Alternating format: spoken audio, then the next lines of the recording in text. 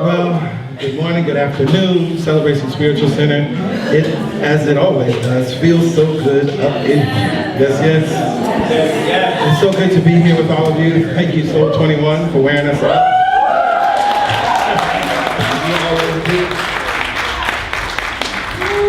Well, I'm excited about this series, and it's interesting, as I began to prepare for this series, I realized we're on this beautiful trajectory as we've come through the Practical Spirituality series of January and February, and moved through the series in March of the Inside Joke last month, which I think was very powerful.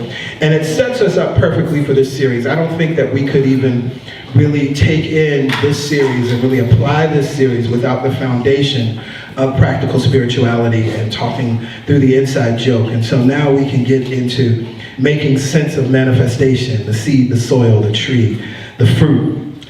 And just a show of hands, just so I make sure I get a test of the temperature in the room. How many of us have deliberately manifested something that you know that you held a thought in mind and that thing came into being, that you're consciously aware of that? Yeah? Okay. Okay, I think that was most hands. All right, so we'll leave it there. So we all have a sense, right? We have all deliberately manifested something at one time or another. It could be a piece of candy, right? Doesn't matter what it was, or it could have been a home or thousands of dollars. But few of us have mastered this process, right? We have a little good here and a little good there, but we also have an unwanted thing here and an unwanted thing there. And what I've come to understand after working with so many people and of course examining my own life is that most people do not examine their manifestations or constantly experiment with the process to get a clear understanding of how it works. That, you know, we have to take the time to look at these things. And so how do we do that? First, it's through study, which is something that we all do. And in New Thought, we are always in classes and we got 1,000 books in our library, right? We're always studying. But then there's experimentation. We have to take what we're learning and then apply it and see what works and take notes and like, oh, well, that kind of happened, or, you know, this thing was almost good and it was most of what I wanted, but there was an unwanted thing there, and let me check in on what that's about. And then out of that, then we demonstrate what we actually know, right? Because we've tested, we've proved it, and now we can absolutely demonstrate that thing. So as we're making sense of manifestation, there are 4 stages of manifestation that are reflected in nature that we're dealing with this month: the seed, the soil, the tree, the fruit. And this is rooted and grounded in the principle of correspondence, which says, as above, so below. As below, so above. And what that it invites us to be able to understand is many times we can't go to the non-physical world because we're here in the physical. There are ways to get out of our body and consciousness. We're not talking about all of that. But for most of us, we don't have the ability to do that, right? So what we have the ability to do is look at the manifested world and study it, because if it's true as below, so above, then whatever truths we find here in this physical plane are telling us something about the truth on the non-physical plane, on the spiritual plane, on the mental plane. And so one of the things that we see in nature is that those stages, and these are very broad stages, right? The seed, the soil, the tree, the fruit. I want to make it as simple as possible because we could talk about all the micro stages that are in between, or all the stages that are within the seed. But we recognize that everywhere we look in life, there's a stage of manifestation. I was even thinking about sometimes we experience miracles or an answered prayer that happens in a second. But actually a second is comprised of 1,000 milliseconds. That there's actually 1,000 events that take place in a second. Wow. Right? And so many times we think like, oh, we want it to happen quickly, but if we actually zoomed in on the level of microseconds, it would feel like a long time, because it would take 1,000 of those to get to the experience of the 1 second. And of course, within that second, or 60 seconds then comprise a minute, right? 60 minutes then comprise an hour. Everywhere, at every level of being, we find this idea that there are stages, even in a second. And I recognize the other thing, that when we understand that, this idea of understanding the stages of manifestation as it happens in seconds, again, that depends on our perspective. One of the things that I love is in meditation, and particularly in practicing transcendental meditation, which is 20 minutes twice a day. that 20-minute meditation sometimes feels like I've meditated for 4 or 5 hours, to the point that I'm actually nervous because I'm like, oh Lord, I've meditated the whole day away. Right? And when I recognize what's happening again, it's perspective. Because in meditation means to get familiar with, and we're connecting to the ground of all being where there is no time, where it's eternal. That's why in that moment when you become aware, you've been in no time. So then you're scared. You're like, I don't know how long I've been sitting in this process, right? This is how we can understand this idea of the stages. This is the wisdom then when we read in 2 Peter 3:8, with the Lord, one day is like 1,000 years, and 1,000 years are like one day. That's the truth of that principle. That's what's going on there, right? And we all get to experience that. It's not just some truth that some God in the sky is experiencing. It's absolutely true. We experience it in meditation.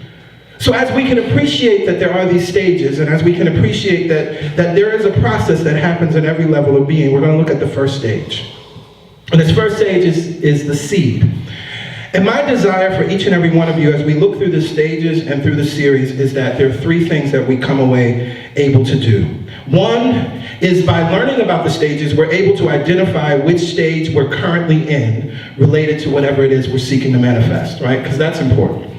The second is that we learn how to maximize and appreciate the good in every stage, right? So often we're in the seed stage and we're like, how do I get to the fruit stage? The seed stage is amazing, right? There's good in the seed stage.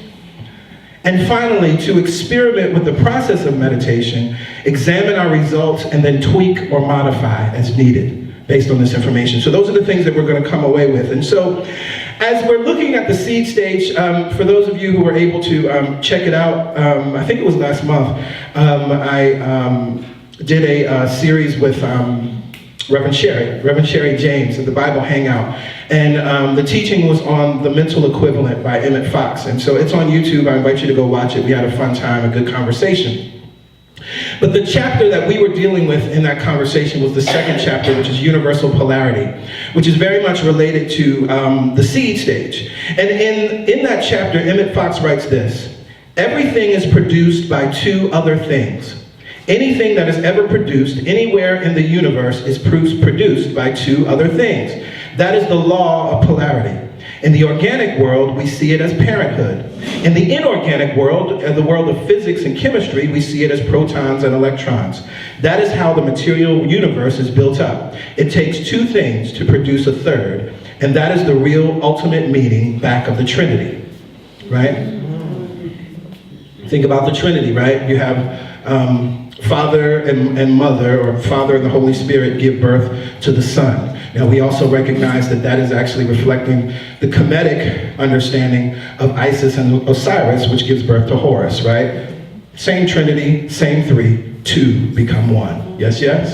Yes. Okay, now for those of you who have studied the Kabbalion with me or are studying it now, you heard the word polarity, which Emmett Fox calls the law of polarity. In the Kabbalion, we read the principle of polarity. These are not the same things, right? Now, what this law of, what Emmett Fox calls the law of polarity here is the principle of gender in the Kabbalion. And so I want to share a little bit about that because I think it helps it to make a little bit more sense.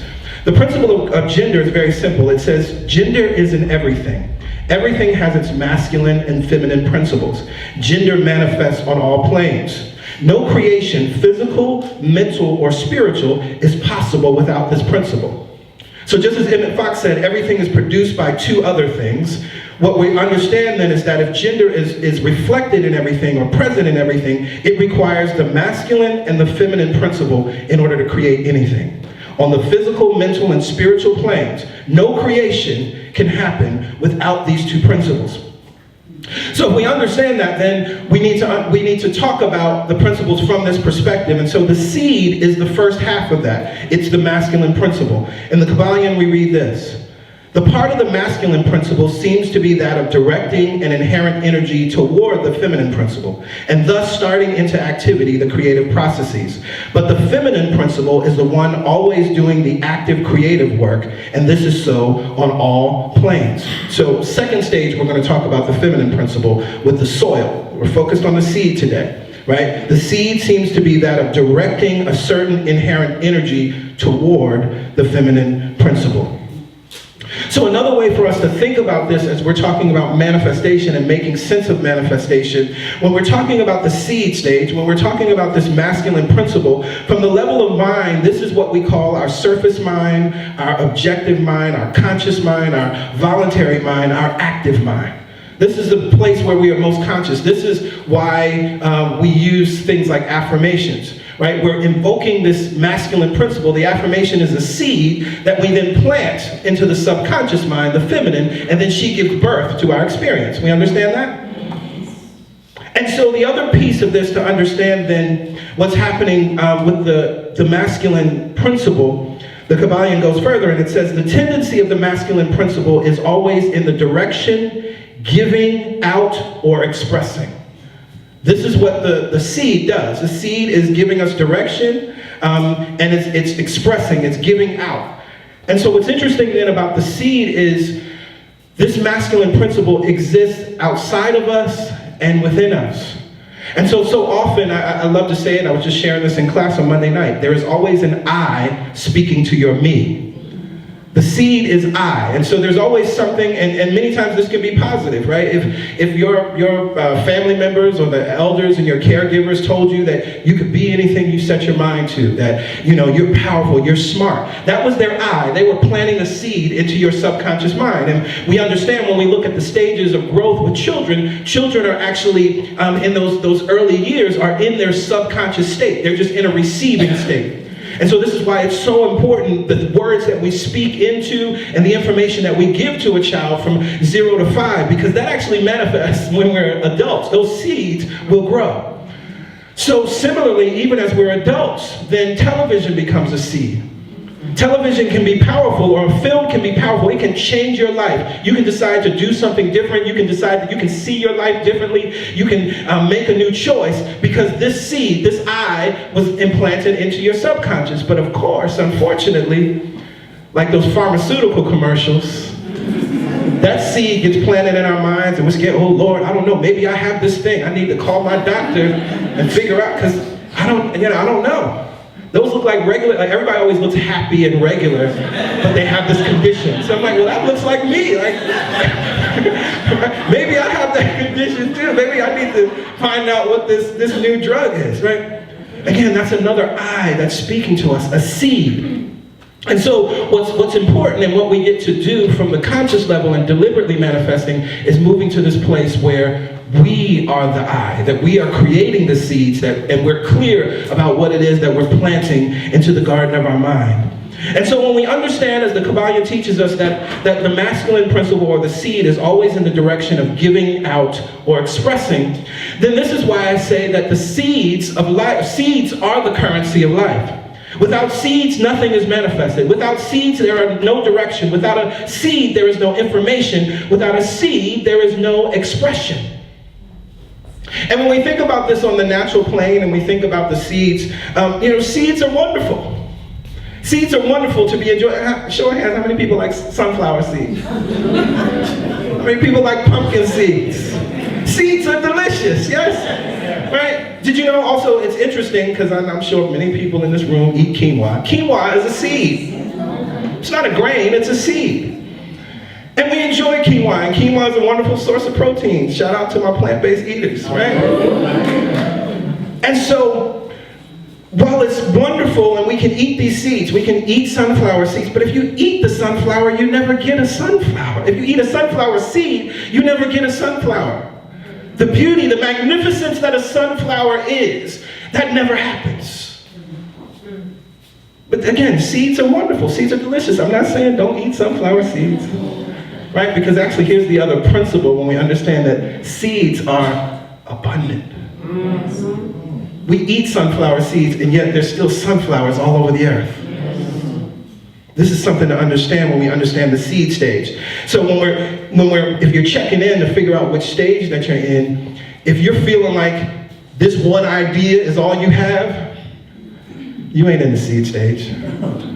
Because seeds, there's more than enough seeds. We even see that, right? We see that on the human level, right? When we take sex ed and we understand the sperm and how that happens, and the million of different sperm that are there, and the one that penetrates the egg that became you. There's more than enough. That's a principle of the seed stage. Very, very, very, very, very important. So as I say that seeds are wonderful and they're nourishing by themselves, seeds are also underestimated. If you consider an apple seed, the apple seed tells us nothing about what it will become. The apple seed tells us nothing about the tree that it will become. It tells us nothing about the apple blossoms that it will produce. And it tells us nothing about the apples that will be produced, let alone the different varieties of apples. And then it tells us nothing about what those apples do for us. It tells us nothing about the apple pie, that seed, that insignificant seed that looks like nothing. If you hold an apple pie next to an apple seed, you would say there's no way that those two have anything to do with each other. The seed tells us nothing about what it will become. It tells us nothing about apple cobbler. It tells us nothing about apple cake. It tells us nothing about apple candy. I know, you're making nervous, right? Sweet tooth. It tells us nothing about candy apples. But all of that potential, all of that possibility is inherent in that little seed. And so we underestimate seeds, because we don't see what seeds will become. See, a seed never ever looks like what it will become, and yet it contains all the information, wisdom, and direction needed to become what it has the potential to become. And so then in our life, our seeds are our ideas and our choices. And every day, through our ideas and through our choices, we are receiving seeds and we are planting seeds. There's a book that I love, and I think I first mentioned this book years ago in the Prosperous Mind series, Dream Again. There's a book called Become an Idea Machine, because ideas are the currency of the 21st century, by Claudia Altucher. Great book. Come see me after service if you want to get that title again, or I'll show you a screenshot. Become an Idea Machine, because ideas are the currency of the 21st century. And one of the ideas that comes out of that book is talking about wealth. She and her husband talk about this idea that wealth is the side effect of ideas. Yes. Think about that for a second. And this is why when we talk about the seed stage, it's important, right? Because if you think about the tree and the fruit, again, those two stages that we're going to talk about later, we're in the seed stage. The tree and the fruit are the effect of the seed. They exist because of the seed. Now, so often in our lives, the way we're creating, as we don't understand the seed stage, we're focused on the wealth. We're focused on getting what it is that we want and not honoring the seed. See, this is why I said the seed stage is so incredibly important. We got to understand it. We got to honor it. We got to love on it. We got to appreciate it. We got to take care of it. Because the tree and the fruit, the manifestation that you want, the song we sing, the love that you want, the peace that you want, the money, the house, the car that you want, everything you've been looking for, baby, it's in you, right? But that seed is within you, and then that produces the very effect that it is that you desire. So if you understand that, if we understand then that the tree and the fruit are effects of the seed, and so we have to actually understand what's going on with the seed stage and understand and love on the seed. The other thing that's important here is that many teachers and thinkers we hear, and I'm sure many of you, if you've taken personal development classes and work with folks, take action. People always tell them, take action, take action, take action. You have an idea, just go start, just go start. And that has some merits. But the thing is that generally, what we're doing there is we're not operating from inspired ideas or inspired choices. Because what I know to be true, I've seen it over and over again, is that when the idea is inspired, when the choice is inspired, you're doing the thing and you didn't even realize, you just can't help yourself. In Idea Machine, they put it this way: when an idea has electricity in it, you will have no choice but to move into action. And you will love it because it will set your heart on fire. That's what inspired ideas and inspired choices do. If you got to work yourself up to, okay, come on, all right, I know I got to do this thing, and I know I really want to do this thing, and I should be able to do it, and you start shaming yourself into taking that, that's not an inspired idea. It's not. And just if we think about it for a minute, and I'll keep this PG. No pun intended, right? No pun intended. When we think about how humans are created, if it was an act that you had to make yourself, work yourself up to create a human, would none of us be here. But it's a process of joy and feeling good that creates humans. Yes, yes? Yes. An inspired idea, an inspired choice. Now, the opposite of that then are desperate ideas and desperate choices. And one of the things that I say all the time, anyone that I work with, this question comes up when we're finding ourselves wanting to make a choice or thinking we're being led to make a choice. I ask a simple question. Was this idea or this choice, is it coming from inspiration or desperation? Another way to think about it is, do you feel like your back is up against the wall? And then you made a choice. If you feel like your back is against the wall, you've made a choice from desperation. If you're thinking, this is the only choice I have, this is the only choice I have or had, you're making a desperate choice. If you feel forced or even threatened to make a decision, that is a desperate idea and a desperate choice. And finally, if you think that this choice will fix everything,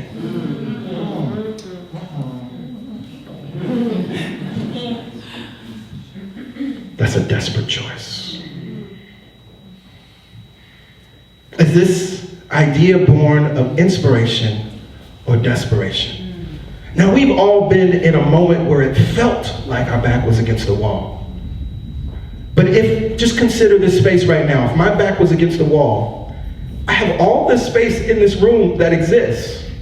But if I feel threatened at that moment, my focus is narrow. Actually, if we start to think about how the brain works, that's what happens, right? When you move and you're in the fight or flight place from the place of the amygdala, you're not in the place where your mind sees other choices or other ways out. And so that's why when we're in danger, and I'm sure all of us, we've experienced a moment where we felt a level of danger and you were like, I just ran. It was like you just went for the first place that your mind could conceive of or perceive that there was safety, and you just went.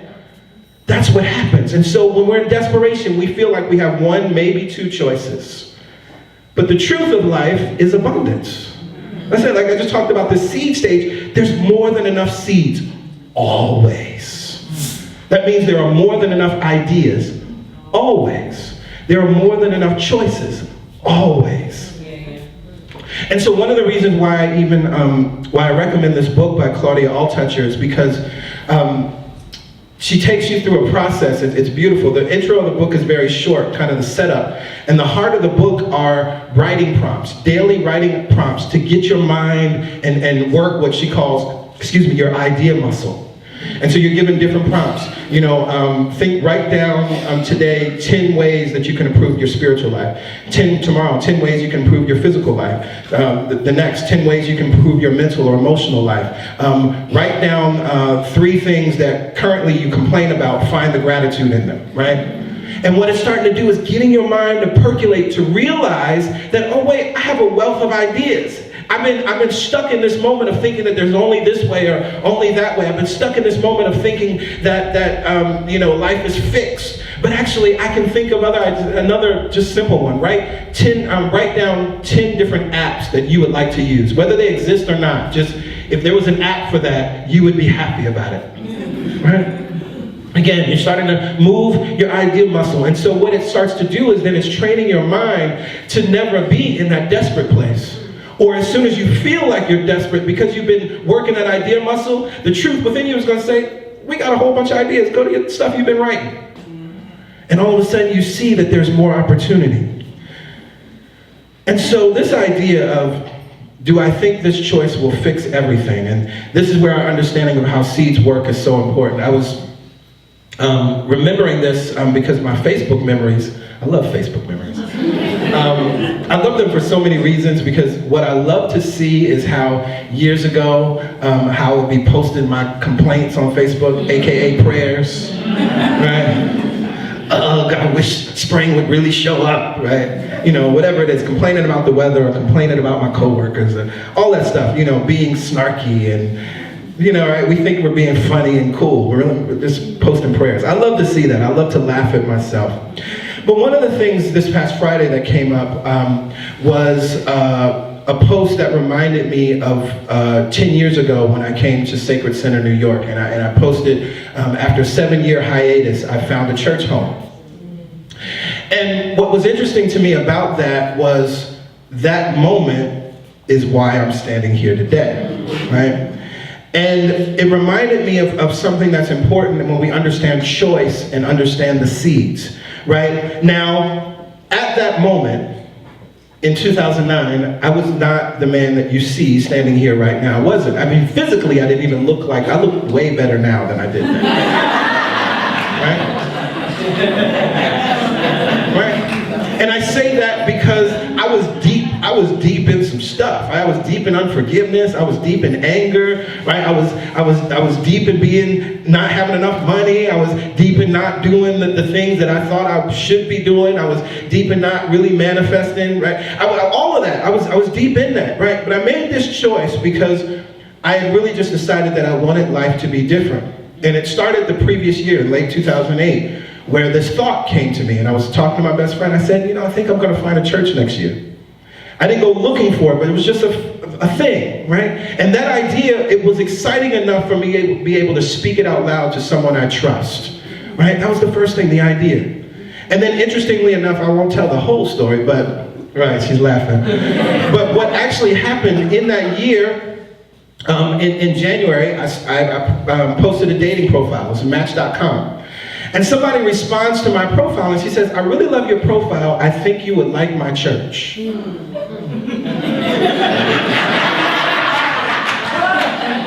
nothing about church or spirituality on my profile. I mean, what in the world? But I was open enough because the seed had been planted. I'm like, let me see what's going on. I was like, tell me more. She's like, oh, well, it's a New Thought church. I was like, oh, yes, because that's what I knew. I wanted to be at a New Thought church. So that led to that moment. So you see how just that idea, right, that thought, planted the seed, and then it turned into this beautiful experience that happened in a way that I would have never planned. I wasn't thinking, oh, I'm going to do this dating profile and I'm going to find my church home. It wasn't me, by the way. Oh, right. It wasn't. Right. This is where it gets awesome. Right. This is where it's awesome. And it wasn't PY, but I met her there. Right? Right? Right. And so in that moment, I was in the seed stage. There was a lot of potential. There was a lot of possibility, but there was work I needed to do, right? There was forgiveness work I needed to do. There was healing I needed to do. And the more that I began to do the work, and of course, as I took 4 T's, and that really took me through a process. And I remember being in 4 T's and getting a download from Spirit that my time and my moment at Sacred Center was, not going to be forever, but that I was being prepared for something. And actually, the seed of the idea, the word Celebration Spiritual Center, came then in 2009. That's what I'm saying. Literally, that choice is why I'm standing here. And so, of course, what's beautiful, right? And then, of course, CSC had to be created by Pastor Yolanda and myself. There she was. Right there. And so what I understand then is that in that moment, the things that were going on, sometimes we're just sick and tired of being sick and tired. And for me, I was fearlessly willing to become more of who I am. It's one of my favorite affirmations. I am fearlessly willing to become more of who I am. I was fearlessly willing to become what the seed of God within me told me I was and designed to be. I was fearlessly willing to believe that my circumstances could change. I was fearlessly willing to believe that my life could be different. And so here's the very last thing. It's important that we are in that space from the seed stage of being fearlessly willing. And how do we move from the seed stage to the next stage where we're going to talk about next week, the soil? The seed surrenders to the soil and to the sun. See, this is the other part. We want to get out of the seed stage and we ain't surrendered. See, here's the thing, and this is what's so interesting, even as we think about the dynamic of men and women on the earthly plane and how the masculine and feminine unfolds, right? The masculine principle, as we read, is always in the direction of giving out or expressing. That's what the masculine principle does. But the other thing that the masculine principle does is surrender to the soil and to the sun. Because with all of its potential, with all of the possibility that exists within that seed, it can never become who and what it is designed to be if it does not surrender itself to a process that is greater than itself, to a wisdom that is greater than itself, to a support that is greater than itself, to a nurturer that is greater than itself. The seed surrenders to the soil and to the sun. And so in this moment, I invite everybody to stand.